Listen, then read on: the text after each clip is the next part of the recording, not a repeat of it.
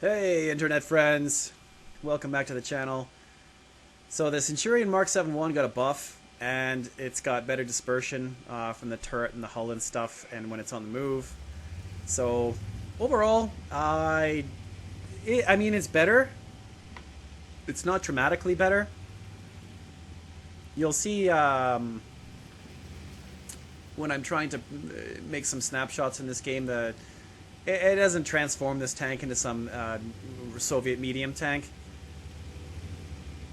The gun still flub shots way too much for my liking. I got this tank fully field modded and it will do 52 kph now. I run it with a turbo so it feels a lot more alive, a lot more fast. I'd probably still put a vertical stabilizer on it and an aiming device just to try and make the accuracy as good as it could be, just to confirm shots. So I'm coming up here, got the gun depression -10, and finally, and boom, shot goes in, 434 damage.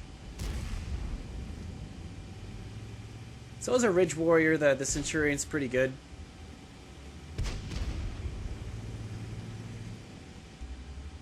You got the gun depression, you got a fairly strong turret. I have got new internet now, so my internet is now 300 megabits down as opposed to 75, which I haven't found has actually changed my millisecond response in comparing this game. So I'm still getting around 50 to 60 millisecond response, so I don't know, maybe it's not going to make no difference whatsoever at all. I didn't really have much of a choice. I don't know why that shot in the UDES didn't go in. It was probably the server latency. It's probably not even where I was on my own screen, according to their server. So you do have to wait for a second for everything to catch up, which is the biggest problem with World of Tanks. And maybe if they just removed like 10 tanks from the game, it was like 10v10. Because shots like that shouldn't happen, where it just shoots the dirt. And it's because, like, if it was half second behind, my reticle's on dirt. And I don't like playing with server reticle because it bothers me. So you have to stop and confirm your shots all the time when I'm playing with this Centurion. I don't fully trust the latency, and I don't trust the gun, and I don't trust the game. I still like World of Tanks. It's a fun action game. It's just I wish it got the technical love that it deserves, so I wasn't having to second guess everything I was doing. I don't know if any other new modern games have these same sorts of issues like Battlefield and Call of Duty and stuff, but maybe they do. Maybe Counter-Strike has the same problems that World of Tanks does, even though they play 5 times as fast. So my Centurion has about 0.27 accuracy. It's got a Brother-in-Arms crew. I don't think I'm running food on it or anything. I don't like the tank that much to run food. Plus I don't usually run with premium accounts, so I can't really afford to run food on everything all the time. So here we go. 0.27 accuracy, working as you would think it would work. Like, pretty accurate, that didn't deviate very much, and worked out pretty good. So I'm going to drive on the side of the rock. That was tactical. Just making sure that no one can shoot me. And I'm just panning around, seeing what I can shoot at. And this tank it's best if you just kind of keep everything at the very edge of view range. Just because if you don't, you'll get spotted and then you'll get shot by everything because you're huge. And you have no armor, except for on your turret. So try not to stare at anything too long, and peeking around the corner, and we spot the enemy heavy tank, and this is one of the shots that this tank almost never makes. It never makes those shots where you're backing up and you're just kind of like, I'll just snap a shot off. Usually that stuff always fails. Usually it does this sort of thing, where you pull back and then it'll just shoot way up above the tank. And then this very next shot, this is what I've come to expect from the Centurion and anything that has 0.3 accuracy.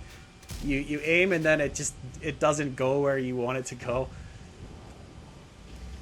I think if you aim for the time you're supposed to aim and then you aim for another 2 seconds, it should keep getting smaller and smaller.